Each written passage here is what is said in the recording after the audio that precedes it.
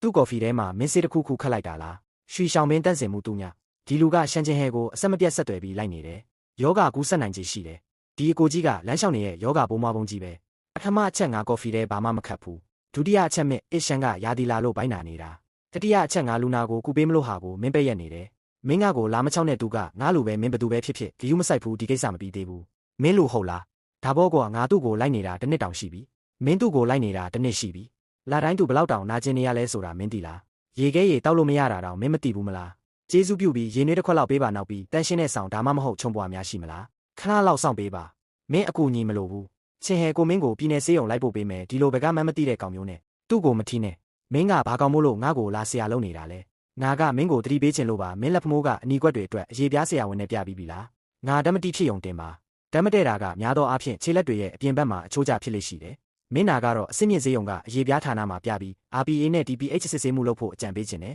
အဲ့ဒီလိုအနီကွက်မျိုးငါ TV ထဲမှာမြင်ဘူးတဲ့ဓမ္မတဲ့တာနဲ့မတူဘူးဒါမှမဟုတ်ရှူးဒိုဒီမှာလာပြီးရှောက်ချောက်မနေနဲ့ကျေးဇူးပဲအရင်နင်းနေတောက်လိုက်ဦးမင်းအခြေအနေမကောင်းဘူးငါကားထဲမှာအတွေ့ပါတယ်2မိနစ်လောက်ဆောင်ဦးချင်းဟဲငါခုပဲလူနာတင်ရင်ခေါ်ပြီးဆေးရုံပို့ပေးမယ်အဲ့ကောင်ပဲရှောင်းမင်းပြောလိုက်တယ်လူနာတင်ရင်ခေါ်ထားပြီးတဲ့မင်းဝင်ပြီးရှုံမနေနဲ့တော့သူလူနာတင်ရင်ကိုစောင့်နိုင်မှာမဟုတ်ဘူးဖယ်ပေးပါဘာလို့နေတာလဲမင်းကိုသွားခွင့်ပေးလို့လားရှင်တို့ဘာလို့နေတာလဲဒီလူကြီးမင်းကဆရာဝန်ပါရှင်တို့2ယောက်ကရောဟုတ်လို့လားတခုခုဖြစ်သွားရင်ရှင်တို့တရားဝင်ယူမှာလားထောက်တောင်းပန်ပါတယ်ဆိုင်ထဲမှာအထူးခြေနေရှိနေလို့အခန့်ဖို့အဆင်မပြေပါဘူးကျေးဇူးပြုပြီးထွက်သွားပေးပါထောက်တကယ်ကြိုဆိုးတာပဲဒီမှာသူလဲနေလို့ရမယ့်နေရာရှိလားရှိပါတယ်ကျမနောက်လိုက်ခဲ့ပါဒီဘက်မှာပါလေးဆောင်လဲလိုက်ညာဘက်ကိုအပေါ်ထားငါအဆိုင်ကူပေးမယ်အဆိုင်ကူတာကော်ဖီဆိုင်မှာသူတို့ကအရေးပေါ်ကုသနေတာလေအလုပ်ဖြစ်ပါမလားရပါပြီထိုင်ကြည့်လိုက်ပါအင်းတကယ်ပဲတိတ်မနာတော့ဘူးကျွတ်တက်တာကိုလောလောဆယ်ထိန်းထားနိုင်ပြီးဒါပေမဲ့ဆေးရုံမှာအရေးပေါ်အားထျားဆောင်းသွားရမယ်မနေ့ပြန်အထိဆွဲထားလို့မရဘူးငါကားခေါ်လိုက်မယ်တွဲလျှောက်ပါဇွတ်မလုံးနဲ့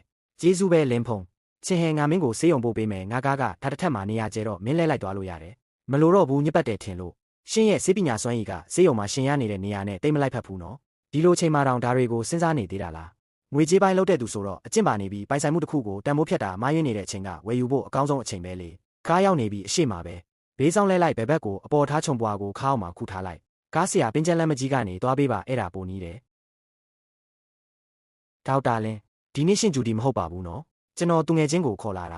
ာဒါအိမ်တွင်းမြေးလွာနေရလွဲတာနှစ်ရှိပြီအခုဘိုင်ရန်အောင်တာရုတ်တရက်ထလာလို့ကျွန်တော်အဆိုင်ပြီးအရေးပေါ်ကုသပေးထားတယ်ကျွတ်တက်တာကိုတော့ထိန်းထားနိုင်ပြီဒါအိမ်အိပ်ပေါက်ပြဲတာမျိုးရှိမရှိစစ်ဆေးဖို့လိုတယ်ဟယ်လိုအားထျားစောင်းဌာနလားရှင်ဒီမှာစီးကုံပိုင်းဆိုင်ရာအရေးပေါ်လူနာတယောက်ရှိလို့ကြားညက်ပြီးစစ်ပေးလို့ရမလားရှင်ဟုတ်ကဲ့ရပါတယ်ရှင်သူအခုပဲလာခဲ့ပါလိမ့်မယ်ကျွန်မလဲရှင်းတို့နဲ့အတူလိုက်ခဲ့မယ်နောက်ပြီးအရန်ရေးကြီးတဲ့ကိစ္စတစ်ခုရှိသေးတယ်ဒေါက်တာလင်းပြောပါဦးကန်တရားဆိုင်ရာဖြစ်ရက်ကိုစမ်းသပ်တွေ့ရှိရသည်အစင်းသက်မှတ်ချက်ထေးဝေအစင်းတဆင့်ခံခဲ့တင်ခြင်းဖြစ်လေစုလာအဖြစ်ငွေသားရွမ်9သိန်းချီးမြှင့်ပါသည်စရင်နဲ့ထည့်သွင်းပြီးထိုက်ရီနဲ့ဖျားအစိုက်ပညာအဆင့်နှစ်ကိုအောင်မြင်စွာရရှိပါသည်တားအိမ်နှွေးထွေးစေသောအဆိုင်နီမင်းဌာနရဲ့ဂရုတဲကစာတွေကိုကြည့်မိသေးလားမကြည့်မိသေးဘူးဘာဖြစ်လို့လဲဌာနမှုကြောက်ကပြောတယ်မင်းရဲ့အရေးချင်းစစ်ဆေးမှုကစမ်းမမီလို့လူများရှိမှပဲမင်းကိုနောက်ွယ်ကထောက်ပံ့ရေးဌာနစီပြောင်းရွှေ့မယ်လို့ကြေညာလိုက်တယ်မင်းကဂျင်ဂျန်စစ်တက္ကသိုလ်ရဲ့ထူးချွန်ကျောင်းသားတစ်ယောက်ပဲလေမင်းကိုမင်းတက်တည်ပြဖို့အခွင့်အရေးတစ်ခုပဲလိုနေတာပါကိစ္စမရှိပါဘူးမမယာကျွန်တော်ကတော့ဘယ်နေရာမှာပဲဖြစ်ဖြစ်အကောင်းဆုံးစူးစမ်းသွားမှာပါအင်း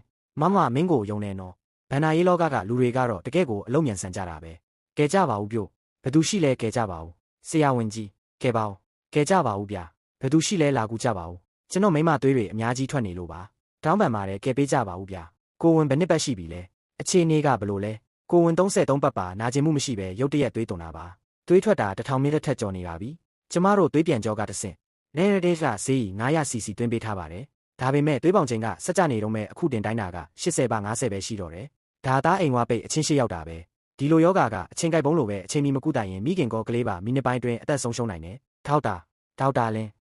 ဒီလောက်သွေးထွက်တာများတာဌာနမှုကြောက်ကိုအရေးပေါ်ခေါ်လိုက်တာပိုကောင်းမယ်ထင်တယ်ကျွန်တော်မတက်နိုင်တော့ဘူးဌာနမှုကြောက်ကအတောင်ပန်ပေါက်ပြီးပြန်လာရင်တော့လူနာကရှော့ကြပြီးတည်သွားလိမ့်မယ်ဌာနမှုကြောက်အတောင်ပန်ပေါက်ပြီးပြန်လာရင်တော့လူနာကရှော့ကြပြီးတည်သွားလိမ့်မယ်မင်းလက်ဆေးပြီးပထမလက်ထောက်လို့ပြီးရင်ခွဲစိတ်ခန်းကိုချက်ချင်းပြင်ဆင်ခိုင်းလိုက်ဒုတိယသွေးပြန်ကြောလိုင်းကိုဖွင့်လိုက်သွေးခဲစနစ်ကိုစစ်ဆေးဖို့သွေးနမူနာယူပါပြီးတော့သွေးလောင်ကန်းကိုချက်ချင်းကြောင်းကြပြီးရိတ်ဆပ်ကကူတင်က4ယူနေနဲ့ရခိုင်ခဲသွေးရည်ကြီး 400cc အရေးပေါ်ပြင်ဆင်ခိုင်းမှအရေးပေါ်လမ်းကြောင်းကနေအမြန်ဆုံးသွားမယ်မြန်လို့ဟုတ်ကဲ့စိတ်အေးထားပါမင်းကဆရာဝန်တယောက်ပဲကြောက်ဆရာကြီးတကယ်ကိုကြောက်ဆရာကြီးပဲသွေးထွက်တာအယမ်းများနေပြီမြန်အရေးပေါ်ကူတာဖို့ပြင်ဆင်မှာသွေးလောင်ကန်းကိုလည်းသွေးမြန်ပို့ပြောလိုက်အန်ကလစ်ကနှစ်ဆက်ယူနစ်ကိုတားအိမ်ကြွတာတဲ့ထိုးပေးပါ ပြီးတော့ဖက်ဖက်ရဲ့ရမတ်စဲနဲ့ဘွားတလုံးကိုလည်းတားအိမ်နဲ့တိုက်ရိုက်ထိုးပေးပါနံပါတ်တချုပ်ကျိုးနဲ့အကြီးကိုပြင်ပေးပါဒီလိုချုပ်တဲ့အမြန်နှုန်းနဲ့တိကျမှုကတော့တကယ်ကိုအစွမ်းထက်လုံးတယ်လူနာရဲ့သွေးပေါင်ချိန်က65 ပါ 40အထိကျသွားပြီရှင်နှလုံးခုန်နှုန်းက135ရှိနေတယ်သွေးလောင်ကန်းကသွေးတွေကောရောက်ပြီလားသွေးလောင်ကန်းကိုအမြန်ပို့ဖို့ထပ်ပြောပါအခုသွေးမရောက်ရင်လူနာအသက်အန္တရာယ်ရှိတယ်လို့ပြောလိုက်ဆရာအောင်ရှင့်ဘာလို့မလို့လဲလူနာကိုကယ်မလို့သွေးပေါင်ချိန်ပြန်တက်လာပြီရှင်90 ပါ 45 95 ပါ 50နှလုံးခုန်နှုန်းကလည်း120အထိကျသွားပါပြီသွေးရောက်ပါပြီ extra ကူတခါလေးယူနေရောက်ပါပြီချက်ချင်းသွေးသွင်းလိုက်ပါအဆိုင်ကူတာတဲ့အစွမ်းကတကယ်ကိုအမခမ်းပါပဲဒေါက်တာလင်းကတကယ်ကိုမပြေလောက်အောင်တော်တာပဲဘိုက်ပြန်ပိတ်ဖို့ပြင်ဆင်ပါ